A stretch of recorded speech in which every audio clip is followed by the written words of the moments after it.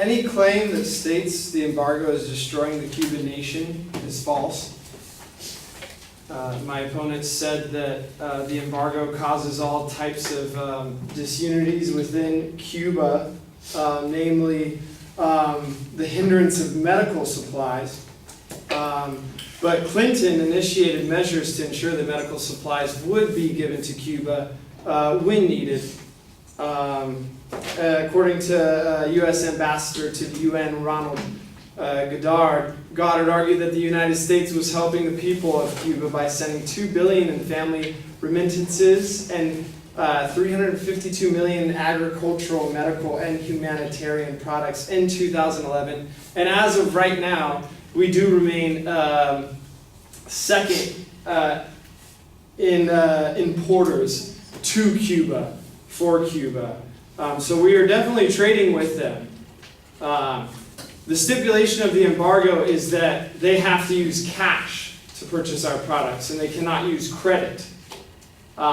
So the misnomer that the U.S. is blocking trade with Cuba is false. And we are indeed giving medical supplies to Cuba. Regarding my opponent's claims on the oil reserves, this is in stipulation right now. We do not have the type of technology to drill that low in the ground in the ocean. If you remember what happened in the Gulf of Mexico when one of the oil rigs exploded and resulted in the biggest oil spill in the world's history. And we're talking about using submarines to carry oil. And how much oil could one submarine carry? Would it be even sufficient? And then he goes on to claim that Cuba is not a terrorist threat.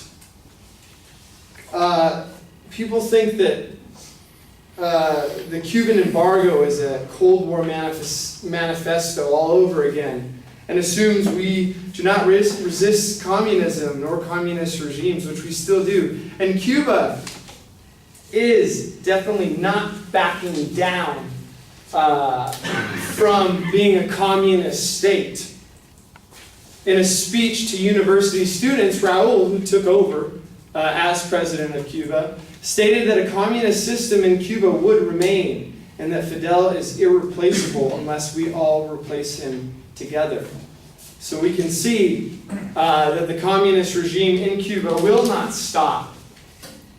And claiming that they're not a terrorist threat, rather they do things very peculiar when it comes to anything that we're involved with them.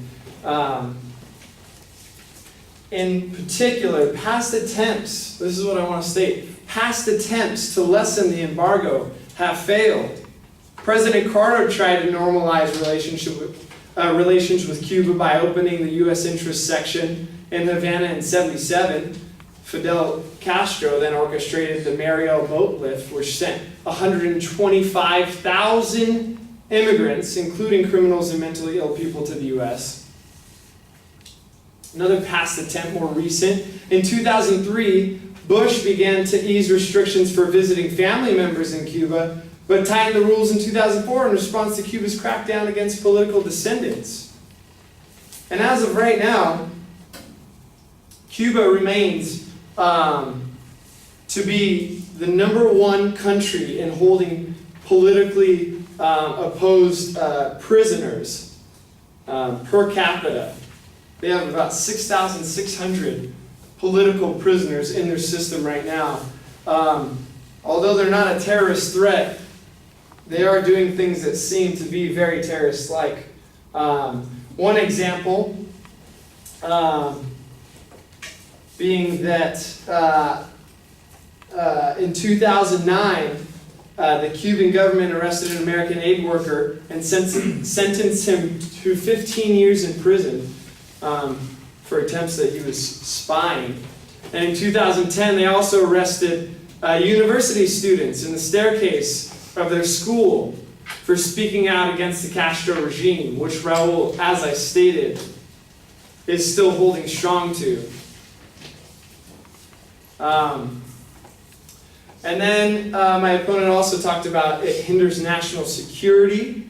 As my proponent stated, it's about 300, you said, people traveling from Cuba and America back and forth? 250,000. 250,000? Okay.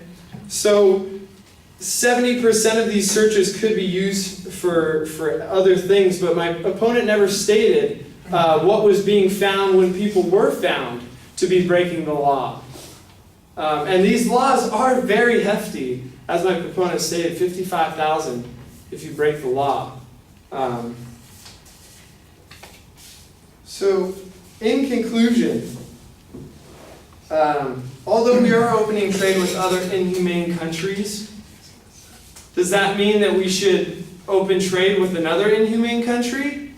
Cuba is so close to us, so we obviously have some power over them.